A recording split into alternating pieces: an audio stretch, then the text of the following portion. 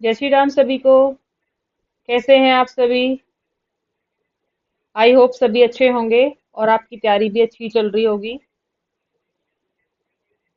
जैसा कि हमने आपको बताया है, हमने जो है सीडीपी क्लासेस स्टार्ट की हुई हैं विद्या का ज्ञान चैनल पर, जो एक ऑनलाइन प्लेटफॉर्म है। वहां पे आपकी सीडीपी की क्लासेस एंड साथ में ही जो है आपकी नेट पेपर वन और एजुकेशन के पेपर टू की भी क्लासेस जो है चल रही हैं, यानी कि रिसर्च चल रहा है जो कि ममता मैम वहाँ पर करा रही हैं। तो आज हमारी जो है इंटेलिजेंस की जो रिमेनिंग हमारी बहुत शॉर्ट शॉर्ट जो थ्योरीज बची हुई हैं, हम वो कंप्लीट करेंगे। तो पहली है हमारी, रेमंड कैटल ने जो फ्लूइड इंटेलिजेंस थ्योरी दी थी। ठीक है, रेमंड इंटेलिजेंस ने एक फ्लूइड इंटेलिजेंस थ्योरी दी थी।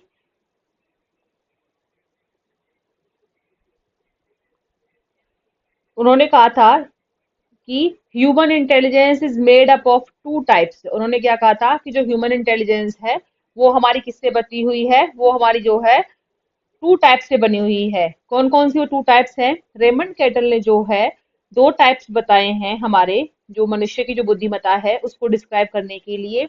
एक है हमारा जनरल फ्लूड यानी कि फ्लूड इंटेलिजेंस, दूसरा है क्रिस्टलाइज इंटेलिजेंस। ठीक है, अब देखिए जीएफ लिखा हुआ है या जीसी लिखा हुआ है, इसको अब आगे डिस्क्राइब करेंगे कि ये जीएफ और जीसी क्यों लिखा हुआ है। ठीक है, तो पहला है हमारी फ्लूइड इंटेलिजेंस। जो फ्लूइड इंटेलिजेंस होती है यो हमारी जेनेटिक होती है इन नेचर में, ये ह्यूमन के अंदर जो पाई जाती है कि जो हमारी तरल बुद्धि जो होती है, ठीक है, ये हमारी क्या होती है, genetic in natures. Ability to think logically and solve the new problems, ये क्या होती है इंसान के अंदर जो होती है कि वो थिंक कर सकता है लॉजिकली, तर्कपूर्ण सोच सकता है और किसी भी न्यू प्रॉब्लम को सॉल्व कर सकता है। वर्क्स इन अनफेमिलियर सिचुएशन, और किसी भी एक अनफेमिलियर सिचुएशन जो है जिसको वो जानता पहचानता नहीं जिस सिचुएशन को, उसमें भी वो काम कर सकता है। कि ये कैसी एबिलिटी होती है जो बाई बर्थ इंसान के अंदर होती है। Does not depend on prior learnings या नॉलेज। इस फ्लूइड इंटेलिजेंस के अंदर होता क्या होता है कि इसमें जो मनुष्य होता है वो कभी भी अपनी जो प्रीवियस लर्निंग होती है उसकी, कि जो पूर्व ज्ञान होता है उसके ऊपर कभी भी निर्भर नहीं रहता है। पीक इन यंग एडल्टहुड, और ये पीक पे कब होती है, जब हमारी जो होती है यंग एडल्टहुड की जो एज होती है, हमारी यंग एडल्टहुड की एज कब होती है, वो 18 से लेकर के 40 के आसपास की जो एज होती है, ये उस समय पर जो फ्लूइड इंटेलिजेंस होती है वो आपकी जो है पीक पर होती है। क्योंकि इस एज में क्या होता है, इंसान को लगता है कि वो हर तरह की सिचुएशंस को सॉल्व कर सकता है, उसके पास नए नए सॉल्यूशंस होते हैं, थिंकिंग उसकी लॉजिकल हो जाती है और उसको अपने पुराने ज्ञान, क्योंकि पुराना ज्ञान तक इतना बिल्डअप हो ही नहीं पाता है, तो उसको भी जरूरत उसको नहीं करती, वो न्यू न्यू इन्वेंशन करना सीख जाता है। Is clear? अब सेकंड कैटल ने दी थी क्रिस्टलाइज। क्रिस्टलाइज क्या होती है, हमारी जो होती है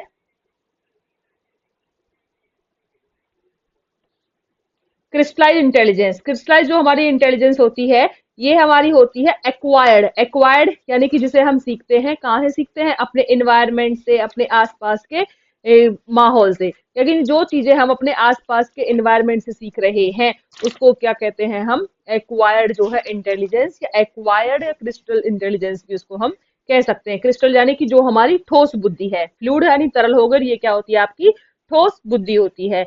ability to use learn knowledge and experience. अब इसमें क्या करते हैं हम, जो हमने ज्ञान और एक्सपीरियंस सीखा हुआ है उसको हम यूज करते हैं based on education and past learnings. जिस तरह हमारी जो फ्लूइड इंटेलिजेंस है वो आपकी प्रेजेंट लर्निंग पे डिपेंड है, लॉजिकल थिंकिंग पे डिपेंड है, पास्ट से उसका कोई लेना देना नहीं है। उसी तरीके से जो क्रिस्टलाइज है जस्ट उसके अपोजिट है, ये आपकी जो है आपने पास्ट में जो भी सीखा है, ठीक है, उसके ऊपर डिपेंड करती है, और increases with age and experience, और साथ साथ में उम्र और अनुभव के साथ ही यह बढ़ती रहती है। यानी कि एक तरह से आपके पास जो है स्टोरेज ऑफ इंफॉर्मेशन धीरे धीरे बढ़ता हुआ जाता है। फॉर एग्जाम्पल जैसे इन्होंने दिया है आंसरिंग जनरल नॉलेज और वेकेबलरी क्वेश्चंस, क्योंकि हमारे पास जनरल नॉलेज क्या होती है, वो प्रीवियस से लेकर के जो है चली आ रही है, इकट्ठी होती चली आ रही है। वेकेबलरी क्वेश्चंस होते हैं, हमारे पास शब्दों का भंडार होता है, वो सभी क्या है, वो हमारे पास एक store house of the knowledge है हमारे पास। ठीक है, हमारे पास ज्ञान का एक भंडार है। तो आई होप ये क्लियर है आपको। कैटल ने फ्लूइड इंटेलिजेंस और क्रिस्टलाइज इंटेलिजेंस दो दी थी। अब जो है कैटल जो था ना, वो स्पीयरमैन का जो जनरल फैक्टर था, मैंने आपको स्टार्टिंग में पढ़ाई थी, स्पीयरमैन ने 2 फैक्टर थ्योरी दी थी। कौन कौन से फैक्टर थे उसके? जनरल और एस, जी एंड एस, यानी कि जनरल फैक्टर और स्पेसिफिक फैक्टर्स। लेकिन जो केटल था वो इनके जो जी यानी कि जो जनरल फैक्टर था उससे काफी इन्फ्लुएंस था, काफी प्रभावित था। इसलिए इन्होंने जो है अपनी इंटेलिजेंस यानी अपने जो जो टाइप्स दिए हैं इन्होंने इंटेलिजेंस के, फ्लूइड और क्रिस्टलाइज, उनको सामने इन्होंने जो है जी यानी कि जनरल फ्लूइड और जनरल क्रिस्टलाइज इसको डिस्क्राइब किया है। जनरल फ्लूइड यानी कि थिंकिंग एबिलिटी और जनरल क्रिस्टलाइज यानी कि आपकी नॉलेज एबिलिटी। और जो कोरिलेशन होता है जीसी एंड जीएफ, इनको जीसी एंड जीएफ कई बार एग्जाम्स में जो होता है जीसी एंड जीएफ दिया होता है, तो वो आपको पता होना चाहिए इनका जो फुल एब्रिविएशन क्या है, कि जनरल क्रिस्टलाइज और जनरल फ्लूइड। तो इनका कोरिलेशन जो होता है वो 0.5 होता है। ठीक है, तो ये भी आपको करना है। जैसे थर्स्टन जो थे वो स्पीयरमैन के जी फैक्टर को नेग्लेक्ट कर देते हैं, ठीक है, लेकिन जो कैटल थे वो स्पीयरमैन के जी फैक्टर से इन्फ्लुएंस से काफी प्रभावित थे, इसलिए उन्होंने जो स्पीयरमैन की जनरल इंटेलिजेंस जो थी उनके जी शब्द को अपनी थ्योरी के अंदर इन्होंने यूज किया था। आई होप आप सभी को जो है कैटल की थ्योरी अच्छे से समझ आएगी, बहुत छोटी थ्योरी है ये आपकी। ठीक है, अब इसके बाद हमारी जो है नेक्स्ट थ्योरी है यूनाइटरी या मोनार्चिक थ्योरी, जो किसने दी थी? जॉनसन और स्टर्न ने दी थी। ये थ्योरी जो होती है ना, इनमें से क्वेश्चंस बस इनके नेम को लेके आ जाते हैं, ज्यादा डिटेल में नहीं आते हैं। ठीक है, कि यूनाइटरी या मोनार्चिक थ्योरी जो है किसने दी थी, तो ये आपको पता होना चाहिए, सिंपल, जॉनसन एंड स्टर्न ने दी थी। इन्होंने बस ये चीज कही थी कि इंटेलिजेंस एक सिंगल और यूनिफाइड एबिलिटी है, केवल एक ही यूनिटी होती है इसमें, कि एक सिंगल चीज है। हम कहते हैं ना मल्टीपल चीजें हैं, वो इस चीज को नेग्लेक्ट करते हैं जॉनसन और स्टर्न्स।